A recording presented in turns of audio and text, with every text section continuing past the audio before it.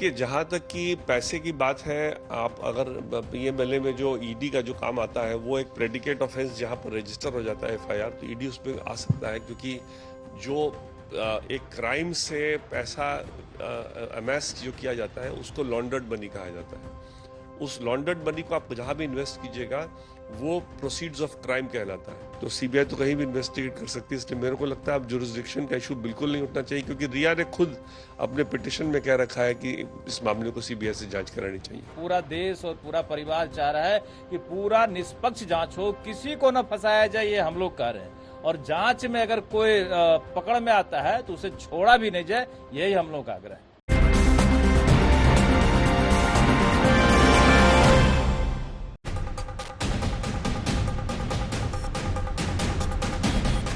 नमस्कार, आप देख रहे हैं हल्ला बोल। आपके साथ मैं हूं अंजना ओम कश्यप। सुशांत केस में रिया चक्रवर्ती पर जांच एजेंसियों का शिकंजा कसने लगा है। आज ईडी ने मनी लॉन्ड्रिंग केस में रिया चक्रवर्ती से सवाल दागे। ईडी ने रिया समेत 4 लोगों से पूछताछ की है। इस बीच बिहार पुलिस ने सुप्रीम कोर्ट में हलफनामा दाखिल कर रिया पर संगीन आरोप लगाए हैं। इस बीच आज तक के पास कॉल रिकॉर्ड्स है जिसमें 4 बार डीसीपी और रिया चक्रवर्ती के बीच में बातचीत हुई है। 28 सेकेंड, 29 सेकेंड, 61 सेकेंड, 66 सेकेंड, कई सारे सवाल। ये रिपोर्ट, फिर चर्चा की शुरुआत।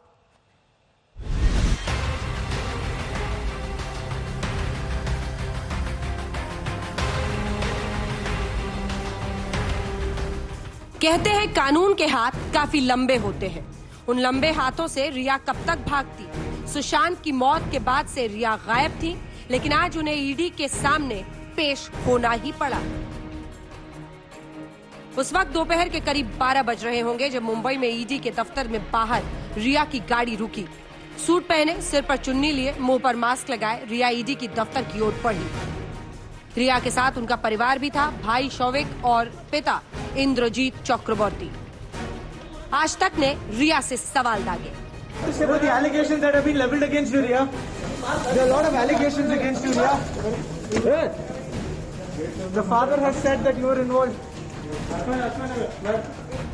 लेकिन बिना कुछ बोले, बिना किसी सवाल का जवाब दिए रिया उस कमरे की ओर बढ़ गई जहां बैठे ईडी के अधिकारी सवालों की फहरिस्त लिए उनका इंतजार कर रहे थे। सूत्रों की माने तो ईडी ने रिया चक्रवर्ती से पूछा, आपकी कमाई का स्रोत क्या है? सालाना आपकी कमाई कितनी है? आपके पास कितनी संपत्ति है? उसका हिसाब दीजिए।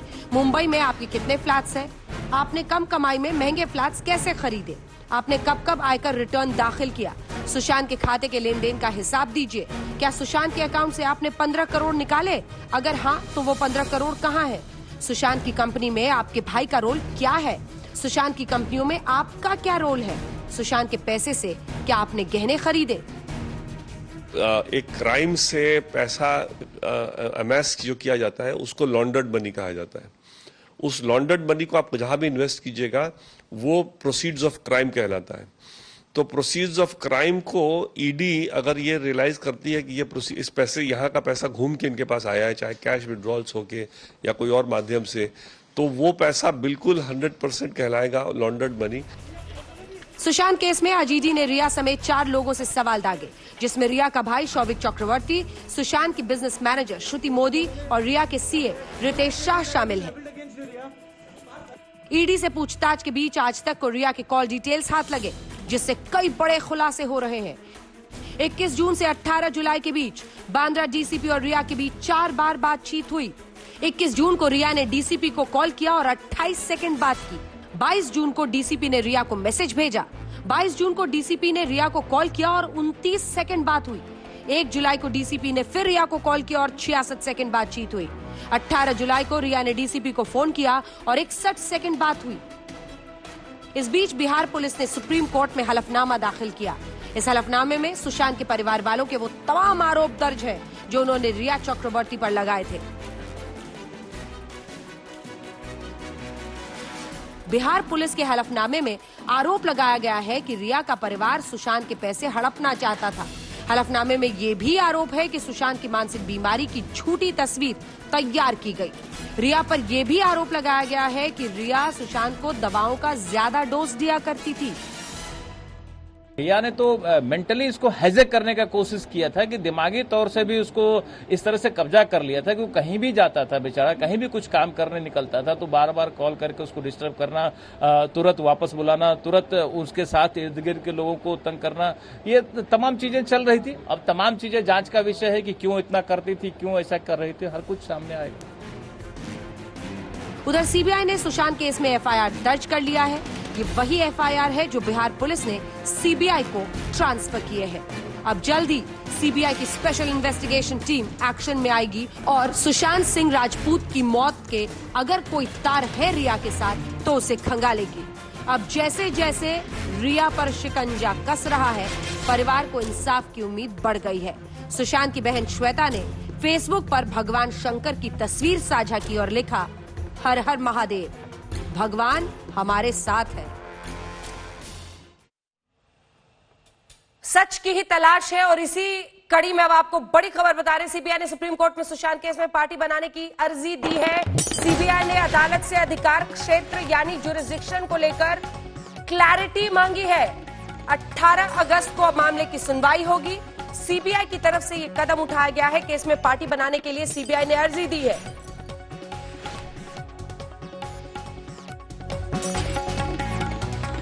18 अगस्त को सुप्रीम कोर्ट में मामले की सुनवाई होगी। स्पष्टता हो जुरिस्डिक्शन को लेकर, ताकि ये न पूछा जाए कि जांच कौन कर रहा है। क्या इसके साथ साथ महाराष्ट्र पुलिस, मुंबई पुलिस भी जांच आगे ले जाएगी? क्या सीबीआई पूरी तरह से सिर्फ जांच करेगी? क्लैरिटी हो जुरिस्डिक्शन में। हालांकि आपको बता दें, सीबीआई को मामला सौंपे जाने के लिए किसी राज्य सरकार की सिफारिश चाहिए होती है और फिर केंद्र की तरफ से अधिसूचना जारी की जा सकती है, जो कि डीपीटी की तरफ से, डीओपीटी की तरफ से जारी कर दी गई, जिसके बाद सीबीआई ने एफआईआर दर्ज मामले की जांच शुरू कर दी है। इस बीच आपको बता दें, रिया ने ईडी को ऑडिट रिपोर्ट सौंप दी है।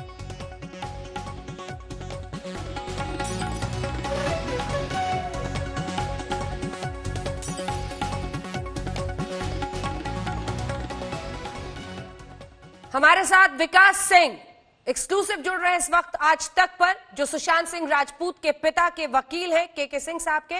विकास जी, आपसे मैं बातचीत करूंगी, कई सारे सवाल हैं, आप भी सुनिए और दर्शकों को भी जरा सुनाते हैं। जिस एसएसपी विनय तिवारी को मुंबई पहुंचते ही बीएमसी ने क्वारंटीन कर दिया था, आज उन्होंने बड़े ही सख्त अंदाज में एक संदेश दिया है। पहले सुनिए वो क्या कह रहे हैं।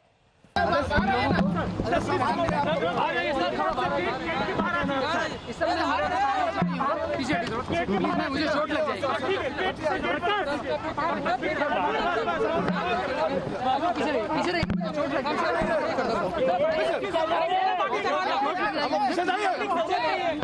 किया गया है, ये कहा है एसपी ने।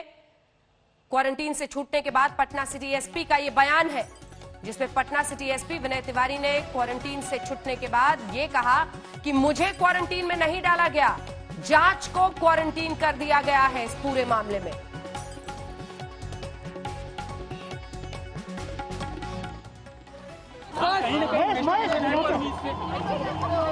इस मामले में हमारी आधिकारिक पुष्टि भी हो गई है। बिहार पुलिस मुख्यालय ने भी लेटर लिखा है और उसमें स्पष्ट रूप से वर्णित है कि हम लोग इन्वेस्टिगेशन तो नहीं कर पाए।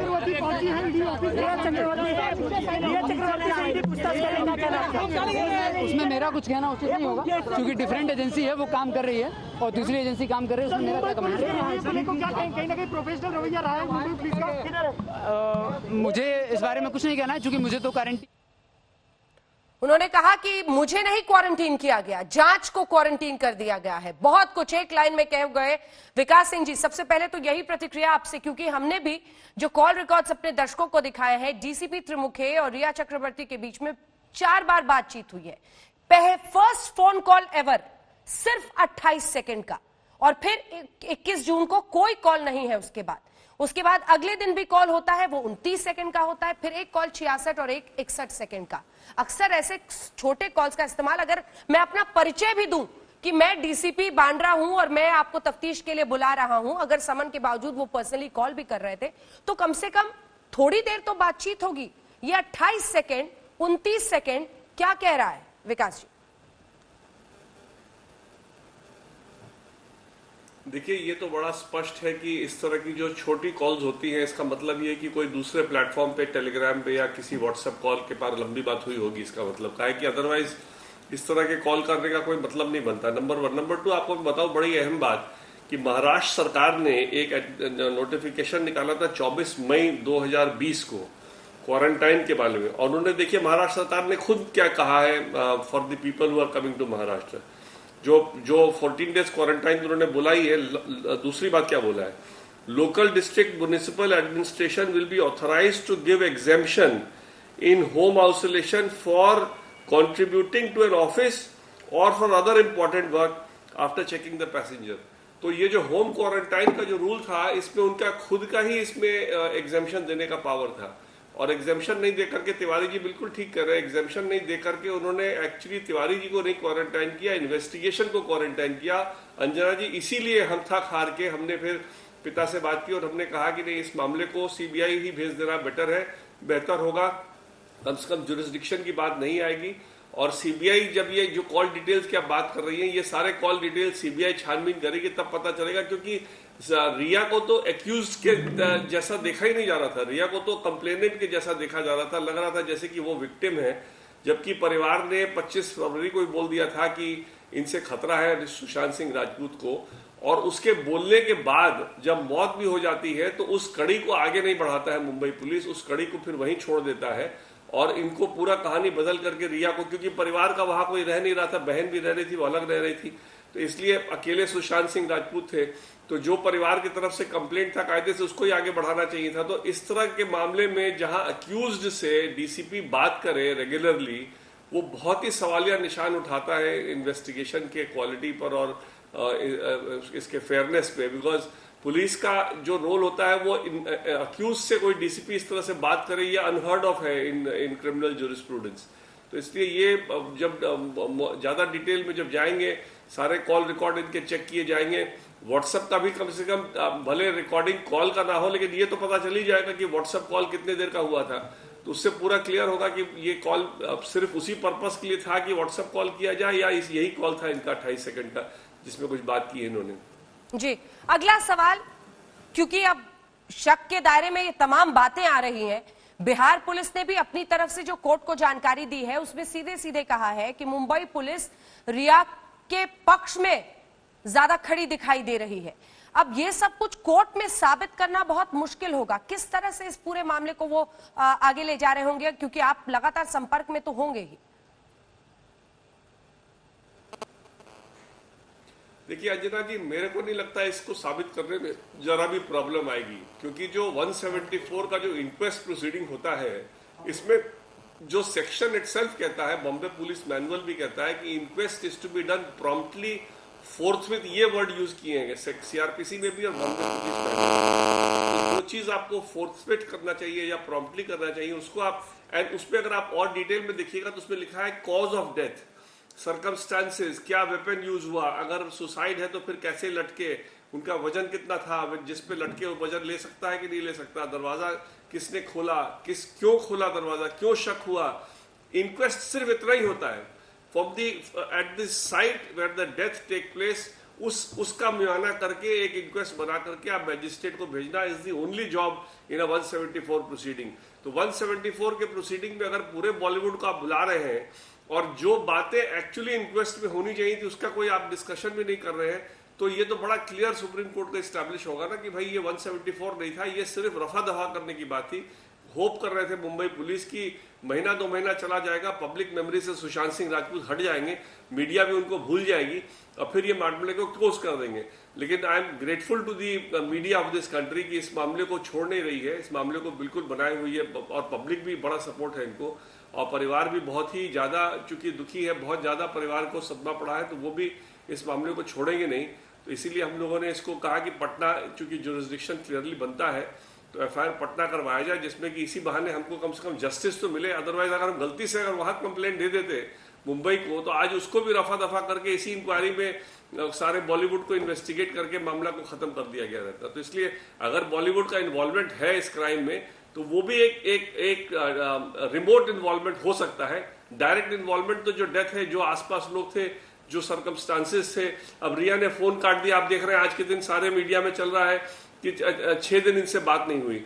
जो आदमी इतना प्यार करता है, उसके सारे पैसे पे इतने दिन से साल भर से यूज कर रहा है पूरे को, और वो 6 दिन उससे बात भी नहीं करेगा जबकि उसकी मानसिक स्थिति इतनी नाजुक है, तो इसलिए खुद ही कह रही कि नाजुक है, खुद ही कह रही कि डॉक्टर के यहाँ ले जाते थे, तो फिर क्या उनको कंपल्शन था जो फोन ब्लॉक करके वो चली गई और 6 दिन बात नहीं किया, और उसके वजह से सुशांत सिंह ने अपनी जान ले ली। तो इसलिए अंजना जी, मेरे को नहीं लगता इसमें प्रूव करने में कोई ज्यादा प्रॉब्लम हम लोग को आएगा सुप्रीम कोर्ट में, कि कैसे एक इन्वेस्टिगेशन को बिल्कुल डिरेल करने की कोशिश की है मुंबई पुलिस ने, और पटना पुलिस को कैसे नॉन कोऑपरेशन दिया। देखिए, अगर इनका जेन्युइन इन्वेस्टिगेशन था तो कोऑपरेट करते पटना पुलिस के साथ, बोलते भाई अच्छा हो, चलो भाई हम मिस कर गए, चलो तुम देख लो क्या इसमें बनता है, क्योंकि that is the right way. Positive attitude यही होता है। अगर आपको क्राइम को डिटेक्ट करना है, अगर 2 एजेंसी मिलके करे, जैसे ईडी और सीबीआई बहुत बार मिलके करती है काम, तो 2 एजेंसीज मिलके काम कर सकती हैं। ऐसी कोई बात नहीं कि नहीं कर सकती, लेकिन इनका एक्चुअली इनकी मंशा नहीं थी कि इसमें इन्वेस्टिगेशन प्रॉपर हो। बिल्कुल। अब जो जांच है वो कैसे आगे बढ़ेगी, उस पर एक सवाल आपसे मैं करना चाहती हूँ। सीबीआई ने भी अपनी तरफ से अर्जी फाइल की है जिसमें वो ये कह रहे हैं कि जुरिस्डिक्शन क्लियर हो, हम उस पर क्लैरिटी चाहते हैं। ये कैसे पूरा जाएगा? 18 अगस्त को अगली सुनवाई है सुप्रीम कोर्ट में। आज जो कुछ हुआ उसके मद्देनजर आपसे मेरा सवाल है कि बिहार पुलिस ने अपनी तरफ से रिपोर्ट दे दी, क्या मुंबई पुलिस अब जांच नहीं करेगी इस दौरान? अभी जांच किसके पास है? क्या मुंबई पुलिस भी जांच को आगे ले जा रही है? सीबीआई ने भी एफआईआर दर्ज कर ली है, जांच को आगे ले जा रहे हैं। ये जांच अभी किसके हाथ में है सर? देखिए, जांच तो सिर्फ एक ही एजेंसी कर रही है, या तो पटना या सीबीआई। मुंबई तो सिर्फ इंक्वेस्ट कर रही है, इंक्वेस्ट जांच नहीं होता है। इंक्वेस्ट को सुप्रीम कोर्ट ने बड़ा क्लियरली कहा है कि इंक्वेस्ट होने के बावजूद एक एफआईआर रजिस्टर हो सकता है। तो मुंबई पुलिस अपना इंक्वेस्ट कंप्लीट करे, बताए कि हाँ मौत कैसे हुई और क्या सर्कमस्टांसेस थे, या कोई सस्पिशियस सर्कमस्टांस था कि नहीं था, खत्म करके रिपोर्ट दे। उनका चूंकि एफआईआर दर्ज ही नहीं है तो उनका कोई जुरिस्डिक्शन का इशू आता ही नहीं है। मजिस्ट्रेट को सारे कागजात दे दें जो भी उनके अभी तक सेलेक्ट किए, कलेक्ट किए इंक्वेस्ट के लिए, और सारे कागजात फिर मजिस्ट्रेट से जाकर के सीबीआई निकाल लेगा। इसलिए, और जहां तक सीबीआई का सवाल है, मेरा ये मानना है कि सुप्रीम कोर्ट ने कोई स्टे तो किया ही नहीं है। आप पता नहीं आपके चैनल से कोई था कि नहीं था, इसमें जब बहस हो रही थी तो बहुत कोशिश की रिया के वकील ने कि उनको स्टे ऑफ अरेस्ट वगैरह दिलवाया जाए, और मैंने कहा कि नहीं, इतना ये गंभीर अपराध है और इतने कड़ी इसमें पहलू इसमें इतने घुसे हुए हैं कि इसमें कोई भी इंटरिम ऑर्डर ग्रांट करना अक्यूज के फेवर में बिल्कुल घातक होगा और इन्वेस्टिगेशन को नुकसान पहुंचेगा। तो इसीलिए कोर्ट ने मेरी बात मानी, ऑर्डर कुछ भी नहीं किया है। इसलिए जब ऑर्डर है ही नहीं तो सीबीआई इन्वेस्टिगेट करे, और अगर मान लीजिए सीबीआई अगर रिया के पास जाती है क्वेश्चनिंग के लिए, और अगर वो क्वेश्चनिंग में अगर वो फोर्थविथ आंसर्स नहीं दे रही है, या इवेसिव है आंसर्स देने में, या सीबीआई को डॉज कर रही है, तो उनका ग्राउंड बनता है, अरेस्ट भी कर सकते हैं। इसलिए मेरे हिसाब से तो कोई रोक नहीं है सीबीआई को। सीबीआई पूरी तरह से इंडिपेंडेंट है, हर तरह से इसको मामले को अच्छी तरह से जांच करे, और जांच करके इनफैक्ट अगले तारीख में 18 तक सीबीआई को अपना हलफनामा भी डाल देना चाहिए सुप्रीम कोर्ट में कि इस जांच के दौरान उनको क्या क्या मिला है और क्या क्या तथ्य मिले जो शो करते हैं कि इसमें एक ऑफेंस कमिट हुआ है या नहीं हुआ है। तो ये सारी बातें भी सुप्रीम कोर्ट के सामने आ जाएंगी, तो सुप्रीम कोर्ट से हम लोग फर्दर ऑर्डर करा सकते हैं एक एसआईटी के गठन करने का, या इस तरह का कुछ कराने का। बहुत बहुत धन्यवाद आपका विकास सिंह जी हमारे साथ जी। बहुत बहुत धन्यवाद सर आपका। आगे भी आपसे बातचीत होती रहेगी, मामला अभी आगे बढ़ना ही है। इस बीच अब हमारे साथ कई खास मेहमान जुड़ रहे हैं। गणेश हिवारकर जो कि कोरियोग्राफर हैं, दोस्त भी रहे हैं सुशांत के, सैमुअल वाकिब जो कि सुशांत सिंह राजपूत के दोस्त थे, धवल कुलकर्णी ऑथर है द कजन ठाकरेस की, वो भी हमारे साथ इस चर्चा में जुड़ रहे हैं। नवीन चौमल साहब सीनियर एडवोकेट हमारे साथ जो कि सुशांत की तरफ से बात कह रहे हैं, वो हमारे साथ जुड़ रहे हैं। विकास गुप्ता जी जो कि सीनियर एडवोकेट हैं और लगभग रिया को डिफेंड कर रहे हैं, वो हमारे साथ जुड़ रहे हैं। आप सब हमारे साथ बने रहिए, एक एक करके मैं सवाल दागना शुरू करूंगी, लेकिन उससे पहले जरा वो ग्राफिक्स दिखाइए कि आज जब ईडी के पास जांच के लिए पहुंची रिया चक्रवर्ती तो उनके साथ कौन कौन गया था, क्योंकि उनके भाई को भी आपने देखा होगा, शौविक चक्रवर्ती, वो वहां पर जांच में उनके साथ गए थे। और फिर उसके बाद हम आपको दिखाएंगे, ये देखिए इंद्रजीत चक्रवर्ती उनके पिता थे, शौविक चक्रवर्ती उनके भाई। रिया के साथ जब ईडी से पूछताछ के लिए वो पहुंची तो ये लोग उनके साथ थे। अब हम आपको बता रहे हैं सवाल जवाब, आपकी कमाई का स्रोत क्या है, तमाम जो सवाल पूछे गए ये एक एक करके हम आपको दिखाते रहेंगे।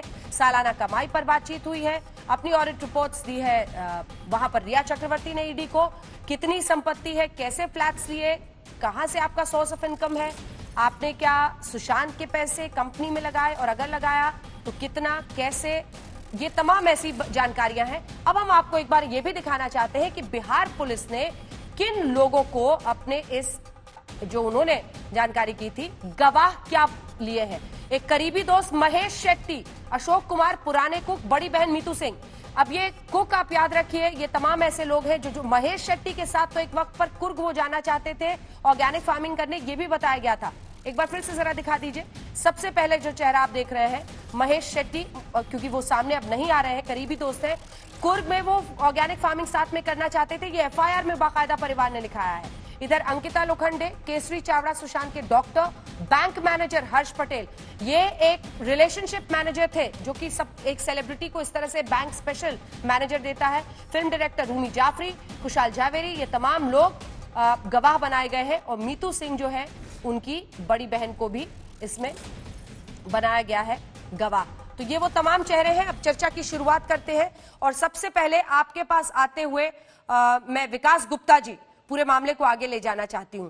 देखिए, सवाल बहुत सारे हैं और हम एक एक करके मीडिया के जरिए उसे उठा रहे हैं, लेकिन रिया ने पिछले दिनों एक तो अपना लोकेशन वो किसी को नहीं बता रही थी, फिर खबर आई कि वो घर पहुंच गई हैं, फिर सुबह में आया कि ईडी के लिए वो पूछताछ के लिए नहीं जाना चाहते हैं, फिर आखिरकार जब कहा गया कि नहीं आगे की तारीख नहीं मिलेगी, वो ईडी से पूछताछ के लिए पहुंचती हैं। बहुत सारे सवाल हैं और डीसीपी से 28 सेकंड 29 सेकंड के कॉल्स भी लोग समझ नहीं पा रहे हैं। मिस्टर गुप्ता।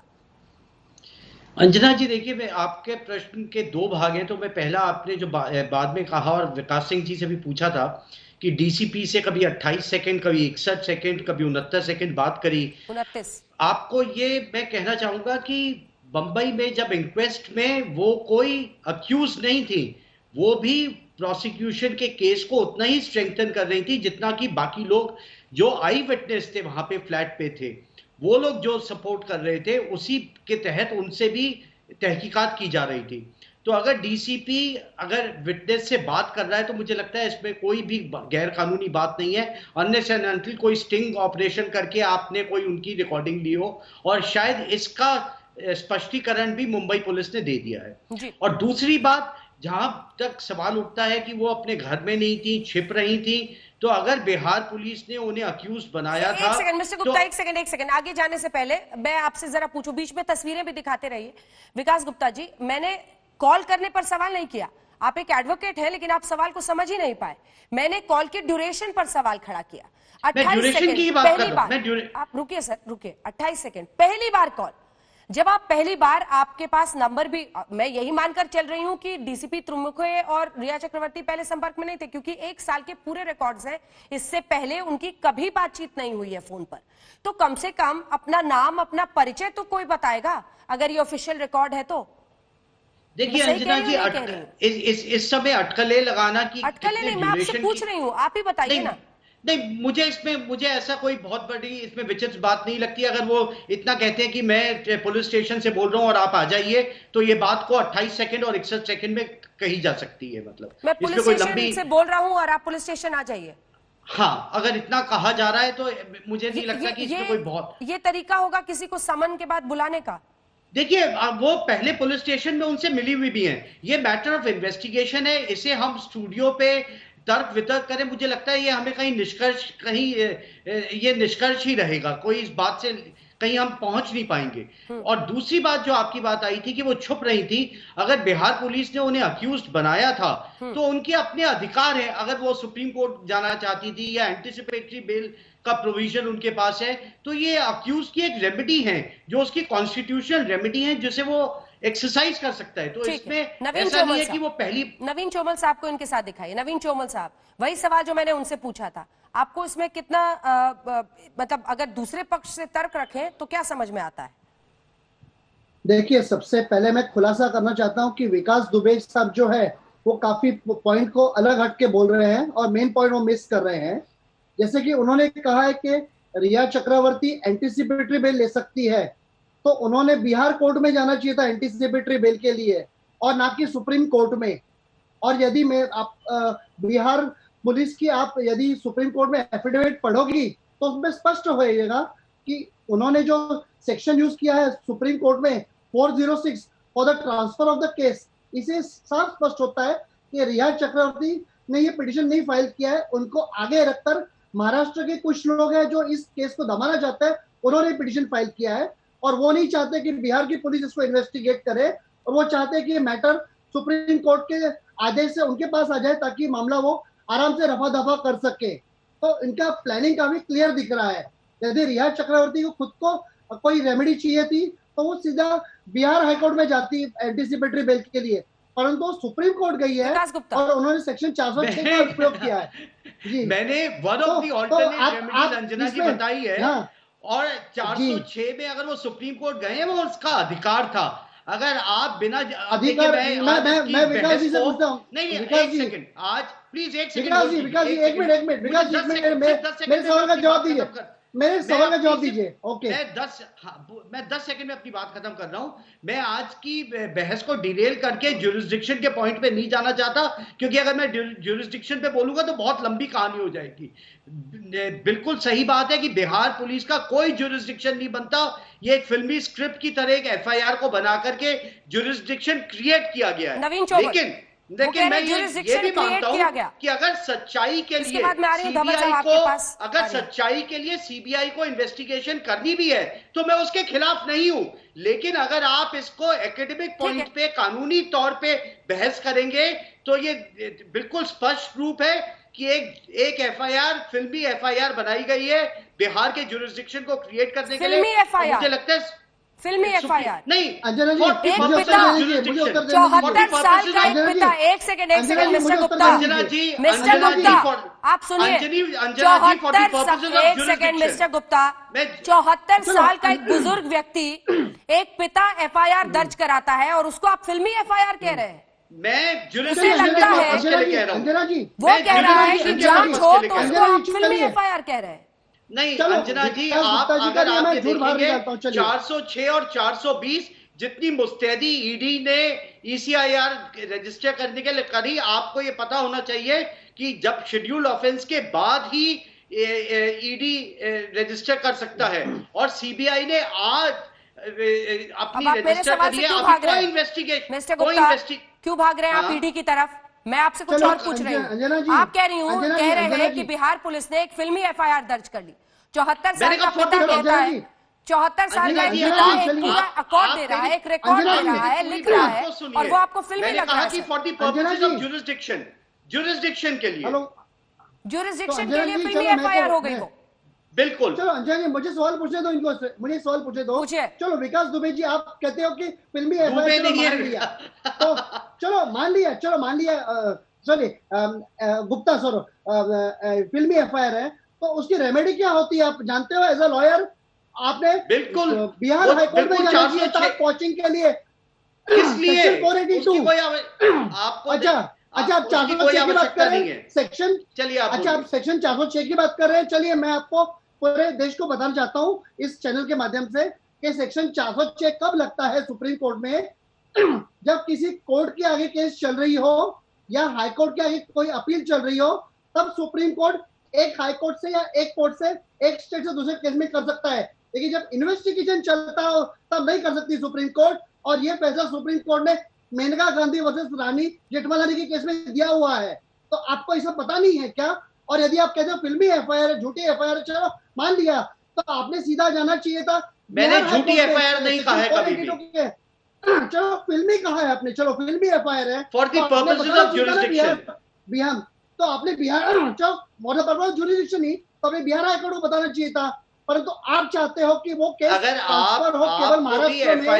इसका मतलब ये है कि अगर आपको लग रहा था कि मुंबई पुलिस जांच सही तौर से नहीं कर रही तो आपको भी मुंबई हाईकोर्ट में जाना चाहिए था। मोहरा है महाराष्ट्र में जो बैठे हैं लोग, जो फिल्म लाइन से जुड़े हुए हैं, बॉलीवुड के हैं, कुछ पॉलिटिशियन लोग हैं जिनके अरेस्ट होने से सरकार गिर सकती है, उन लोग की मोहरा है ये रिया चक्रवर्ती, और उसको आगे करके सुप्रीम कोर्ट में पिटीशन फाइल किया गया है। इसीलिए सुप्रीम कोर्ट ने कोई आदेश नहीं दिया ना उनके प्रोटेक्शन के लिए ना किसी और के लिए। धवल कुलकर्णी को मैं लाना चाहती हूँ बहस में। धवल कुलकर्णी साहब, आपको क्या लगता है ये फिल्मी FIR है?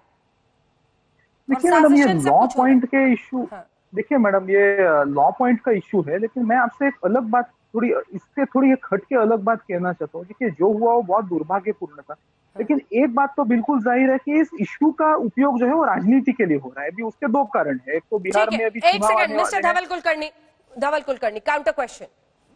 पूरे मामले का Pardon me? इस्तेमाल पॉलिटिक्स के लिए हो रहा है। एक सेकंड, आपने रिया चक्रवर्ती का वो ट्वीट देखा था जब उन्होंने लिखा देश के गृह मंत्री को टैग करके कि आप इसकी सीबीआई जांच कराइए?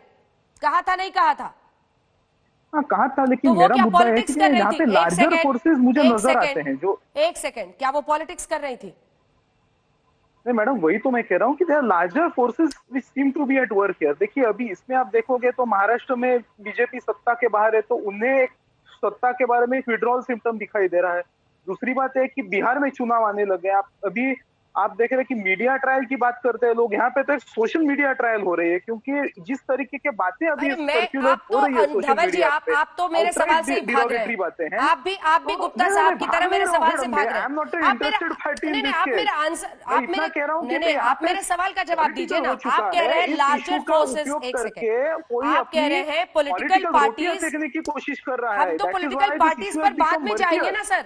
जो की कैरेक्टर्स हैं उनको आप देखिए ना, की कैरेक्टर्स को देखिए। आप कह रहे हैं सोशल मीडिया का इस्तेमाल हो रहा है वेंडेटा निकालने के लिए और विड्रॉल सिम्टम्स एक पार्टी को हो रहा है सत्ता से, वो कर रही है। वो छोड़िए, आप पहले देखिए कि रिया चक्रवर्ती ने ट्वीट करके गृह मंत्री से कहा कि आप सीबीआई जांच कराइए। वो क्या कर रही थी? इसी सोशल मीडिया के जरिए सीबीआई जांच की मांग हो रही है ना। रिया चक्रवर्ती ने यह आवाज क्यों उठाई? बाकायदा लिखा, I am Sushant Singh Rajput girlfriend at Amit Shah, please enable a CBI inquiry. CBI inquiry की मांग रिया चक्रवर्ती ने पहले की थी, फिर बाद में कहने लगी कि कोई और नहीं, सिर्फ मुंबई पुलिस ही जांच करे। आप ये समझा दीजिए, यहीं से पॉलिटिक्स की शुरुआत क्यों ना कही जाए? ये क्या ट्रिक था? ये क्या ट्रिक था सर? अगर सीबीआई जांच पर भरोसा नहीं था, मुंबई पुलिस से ही जांच करानी थी, तो सोशल मीडिया पर अपने वेरीफाइड अकाउंट से ये क्यों लिखा रिया चक्रवर्ती ने? देखिए ये जो मुद्दा है वो जांच में मुझे लगता है आगे आएगा। The law should take its own course. I don't know whether the law will take its own course. The law should take its own course. लेकिन मैं ये मुद्दा आपको बताना चाहता हूँ अंजना जी, कि मुझे ऐसा लगता है द लार्जर पॉलिटिकल फोर्सेस, क्योंकि इस इशू का जो उपयोग है वो लोग अलग अलग जो पॉलिटिकल पार्टीज हैं वो अपनी रोटी सेकने के लिए कर रहे हैं। ठीक है, जैसे महाराष्ट्र में हो रहा है, गणेश जी के बिहार में पास चुनाव आ रहे हैं, उसके लिए हो रहा है। गणेश जी, और एक ठीक है, गणेश जी के पास एक बार चलते हैं इसका जवाब लेने के। गणेश जी, आप जानते भी थे सुशांत सिंह राजपूत को करीब से, इसीलिए आपसे सवाल पूछ रही हूँ। खबर आई सुशांत सिंह की मौत की, 14 जून वो तारीख थी। उसके बाद सीक्वेंस ऑफ इवेंट्स देखिए, रिया चक्रवर्ती ट्विटर पर आकर लिखती हैं कि सीबीआई जांच कराइए इसकी। तो ये ट्वीट तब किया गया है जब पब्लिक इतनी ज्यादा आगे नहीं बढ़ चुकी। ये तो ऑब्वियसली उस टाइम तो पॉलिटिकल के हिसाब से उसने ट्वीट किया होगा, लेकिन बाद में फिर मुंबई पुलिस ही चाहिए और फिर सुप्रीम कोर्ट पे जाना है कि नहीं मैं बिहार के पास नहीं जाऊंगी। ये सब जो हुआ है बाद में उसने 10 एक्शन ऐसे किए जो अपोजिट में थे, और एक ही एक्शन जो किया वो तो बहुत लोगों ने किया था कि सीबीआई जांच शुरुआत। जब ये बाद में पता लगा कि बड़े लोग इन्वॉल्व है तो सब हट गए। तो क्या लगता है आपको, ऐसा क्यों उन्होंने अपना स्टैंड क्यों बदला रिया चक्रवर्ती ने? क्या लगता है आपको गणेश जी? स्टैंड इसीलिए बदला है जब उनके घर वाले जब बोल रहे हैं कि रिया चक्रवर्ती के साथ पैसे का ट्रांजैक्शन हुआ है, तो घर वाले कभी झूठ बोल नहीं सकते उसके। 101% ये कुछ इसमें बहुत सारी चीजें सच है। और जब अगर ये अभी किस्सा सीबीआई और डीजीपी बिहार जी ने कहा है उन्होंने कि इनको पकड़िए, पहले इनको डायरेक्ट अरेस्ट कीजिए, फिर इनको पूछताछ कीजिए, तब ये सारा सच बाहर आ जाए। विकास गुप्ता जी, इसका जवाब है आपके पास? बिल्कुल अंजना जी, अगर आप मुझे कृपया करके 60 सेकंड का समय दें, मैं दो भागों में विकास जी एक तो रिया जो भी करती है, मेरे को पहले गणेश जी, रिया जो भी करती है उसको आप उसका हक कहते हैं, और जो अभी हमने जो एफआईआर किया था उसको आप एकदम फिल्मी एफआईआर कह देते हैं। वो उनका हक नहीं था।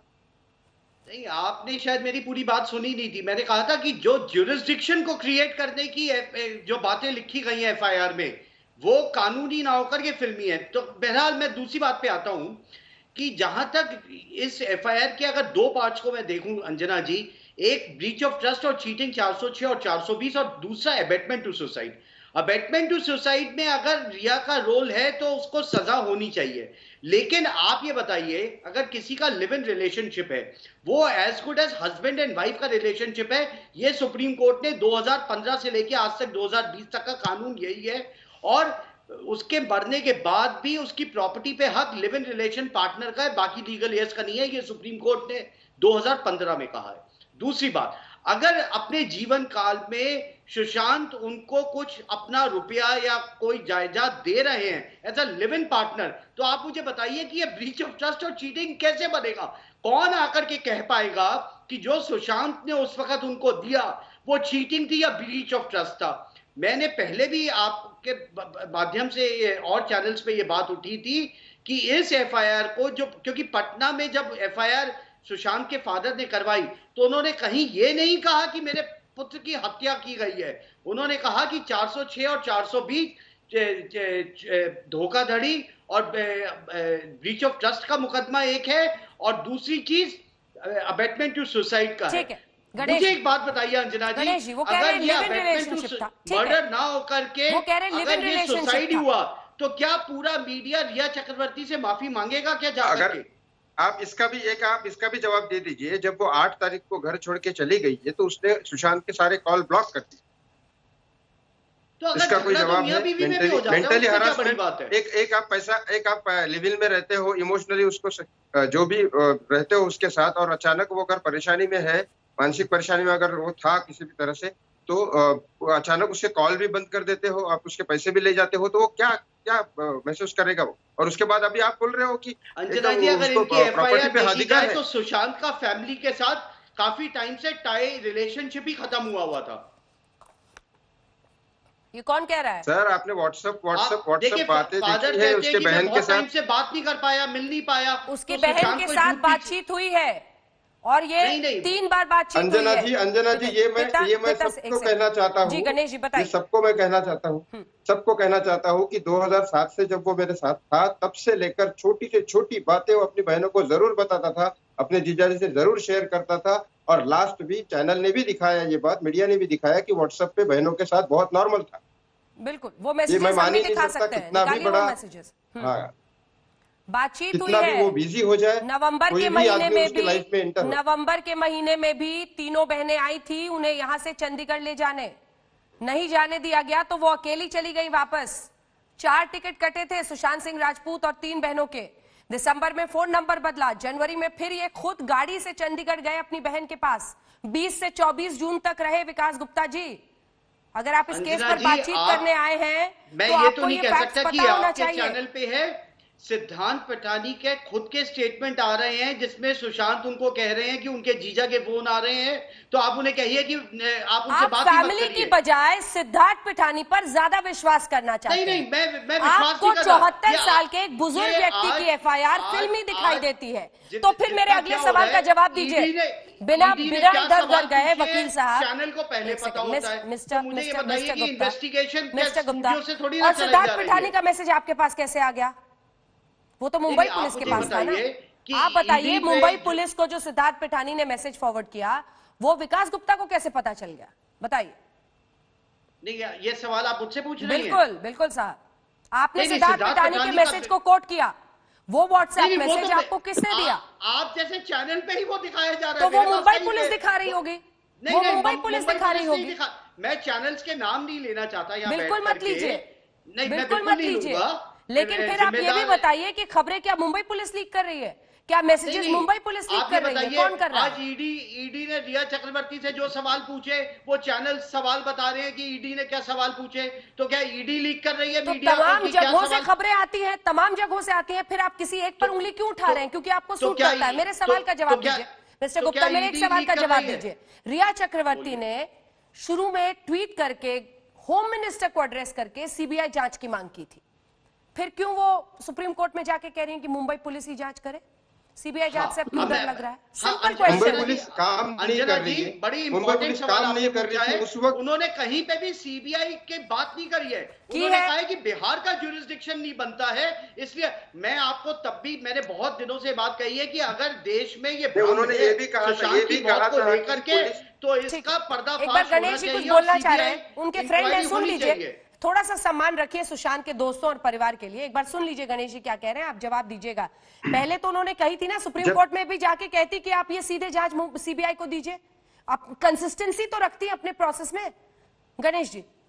नहीं, ये दोनों चीजें मैच हो गई थी कि मुंबई पुलिस काम नहीं कर रही है और रिया चक्रवर्ती बोल रही है कि मुंबई पुलिस से काम करवाओ। मुंबई पुलिस काम नहीं कर रही है, सब देख रहे थे, और साथ में रिया चक्रवर्ती बोल रही है कि मुंबई पुलिस ही काम करे। बताइए इसका जवाब दीजिए, ये कॉम्बिनेशन दोनों का कैसा होगा? देखिए, ये कहना कि इस विटनेस से आपने ये पूछा या नहीं पूछा, जितना इस जबरदस्त मीडिया ट्रायल इस केस में चल रहा है, मुझे तो ये समझ में नहीं आ रहा कि मुंबई पुलिस की तफ्तीश क्या न्यूज चैनल्स को पता है? मिस्टर विकास गुप्ता, प्रॉब्लम ये है ना, प्रॉब्लम ये है कि आप यहाँ पर बैठे ही एक ऐसे जगह पर हैं जहां पर आप डिफेंड कर रहे हैं रिया चक्रवर्ती को। आप उस एफआईआर को टोटली नजरअंदाज कर देना चाहते हैं जो 74 साल के एक व्यक्ति ने दर्ज की है। सुनिए देखिए, वकील वही अच्छा होता है मिस्टर गुप्ता, वकील वही अच्छा होता है जो सबकी बात सुनकर फिर अपने दलील बनाए। बेवजह की दलील बीच में मत दीजिए। आप सुनिए मेरी बात। एफआईआर दर्ज की ना, फादर ने एफआईआर दर्ज की ना, तब रिया चक्रवर्ती का नाम आया ना। आप बताइए कि उसके पहले किसी भी हमने आज तक पर कभी भी दिखाया हो रिया चक्रवर्ती शक के दायरे में है? जब एफआईआर दर्ज हुई, अगर पिता एफआईआर दर्ज करा रहे हैं तो आप चाहते हैं कि उसको कवर कर देती मीडिया, उसको दिखाती ही नहीं, उन सवालों को सामने लाती ही नहीं, ये कह रहे हैं आप? मैंने ये तो कहा ही नहीं है। तो फिर आप मीडिया ट्रायल किसे कह रहे हैं? आप मुझे बताइए कि आज ईडी में जो सवाल पूछे जाते हैं वो ही 15 मिनट बाद न्यूज चैनल्स पे आ जाते हैं। सिद्धार्थ पिठानी जो मैसेज भेजते हैं वही कुछ देर बाद, मुंबई पुलिस को जो मैसेज भेजते हैं वही कुछ देर बाद सामने आ जाता है। तो ये तो अलग अलग सोर्सेस से जानकारी आती है मिस्टर गुप्ता। मीडिया की भी ये डिमांड थी कि सीबीआई इंक्वायरी इन्वेस्टिगेशन होनी चाहिए, थी ना आप लोगों की भी ये डिमांड, और हो गई। तो मुझे लगता है आप इन्वेस्टिगेशन पे छोड़ना चाहिए। इन्वेस्टिगेशन पर तो छोड़ा ही हुआ है मिस्टर गुप्ता, इन्वेस्टिगेशन पे छोड़नी चाहिए, इन्वेस्टिगेशन पे ही छोड़ा हुआ है। आप गलत उंगली ना उठाएं। गणेश जी, चोमल साहब आ रही हूँ, एक सेकंड चोमल साहब रुक जाइए। गणेश जी देखिए, ये समय का मैं इसलिए इस्तेमाल करना चाहती हूँ आपके साथ क्योंकि आप लोग जानते थे, वहां पर रहते थे, आप भी करीबी थे, इसलिए आपको जो सवाल इस वक्त परेशान कर रहे हैं वो आप सामने रखिए। गणेश जी, मुझे ये सवाल परेशान कर रहा है। अब ये सीबीआई तो 100% अपना काम करेगी ही करेगी। इन्होंने जो आप पहले तो एक फिल्मी कह दिया, ये लोग सुशांत के पूरे परिवार को मतलब इस तरह से ले रहे कि उनके साथ बातें नहीं हो रही थी ठीक से, परिवार के साथ कनेक्शन नहीं था, और उन्होंने जो उसके फादर ने बेचारे इतने दुख में होने के बाद भी एक लड़ाई लड़ रहे हैं, उससे उनके अंदर गुस्सा भी होगा, दुख भी होगा, बहुत सारा मानसिक वेदना होती होगी। उसके बाद उन्होंने 74 साल के आदमी ने एक एफआईआर किया और इन लोग अभी वहां पे चैनल में आके बोल रहे कि फिल्मी है। किस टाइप के वकील है ये, किस टाइप के इंसान है कि बोल दिया फिल्मी है? बाप रे बाप। आप समझ रहे हैं आपने किस तरह से विकास जी आहत किया है एक वर्ड से? देखिए अंजना जी, फिर से आप मेरे को विस्फोट कर रहे हैं। आप लोग मैंने बातें करने के पहले, आप लोग बातें करने के पहले, for the purposes of creating jurisdiction पे जो सवाल उठा था मैंने उस बात का जवाब दिया था। विकास जी, आप इंसान है, इंसान की इंसानियत को पहले ध्यान में रख के ही बाकी बातें करनी चाहिए। आज सारा देश उनके परिवार के साथ खड़ा है, और अगर आप उसको फिल्मी वर्ड यूज करेंगे तो क्या फील होगा उनको, ये दीजिए। आपको भी पूरे देशवासियों को विश्वास रखिए और उनकी इन्वेस्टिगेशन को आगे चलने दीजिए। वो सीबीआई पे तो पूरा विश्वास है। अभी तो बहुत सारे लोग जाएंगे अंदर, और जनता तो चुप नहीं बैठेगी जब तक जेल के अंदर बैठ नहीं जाती है। और गणेश जी हम पिक्चर्स दिखा रहे हैं, गणेश जी हम पिक्चर्स दिखा रहे हैं, लगातार बातचीत हो रही थी, वो व्हाट्सएप मैसेजेस दिखा रहे हैं, अपनी बहनों के साथ वो संपर्क में थे। 20 से 24 जून, बहुत धन्यवाद जी, जनवरी में भी उनकी बहन पूछ रही है, ये 9 जून के पिछले साल की है, कि मेरे पास आ जाओ बेबी, यहाँ पे रह लो कुछ दिन, मैं किसी को बताऊंगी नहीं, तो किसी के यहाँ तुमको जाना भी नहीं पड़ेगा, तुम आराम से घर पे रहो 1 महीने। ये उनकी बहन के साथ बातचीत। जी जी गणेश, इससे ये भी पता लगता है कि जो फरवरी में इन्होंने केस एफआईआर करने की कोशिश की वो भी सच थी। पुलिस वाले बोल रहे हैं कि हाँ हमने एफआईआर राइटिंग में नहीं लिया, इसके लिए नहीं हुआ, लेकिन पुलिस तो सपोर्ट के लिए होती है ना, समझाने के लिए भी, समझाने की तरह से भी कर सकते हैं। नवीन चौमल जी। समझाने के लिए भी कर सकते हैं। हाँ, किसी को जेल के अंदर नहीं डाल सकते, धमका नहीं सकते बिना एफआईआर के, ये समझ में आता है, लेकिन विकास गुप्ता जी आज बोल रहे हैं कि सीबीआई इंक्वायरी कर सकती है, तो मैं उनसे एक सवाल पूछना चाहता हूं कि क्या आप सुप्रीम कोर्ट में मानने को तैयार हैं, स्वीकार करने को तैयार है कि ये मामला पूरा सीबीआई को दे दिया जाए और हम पूरा सहयोग करने को तैयार हैं? धवल कुलकर्णी साहब, उनके वकील, ये तो उनके वकील बताएंगे, मैं कहां से बता सकता हूँ इस सवाल का आपका जवाब? धवल कुलकर्णी साहब, धवल कुलकर्णी साहब,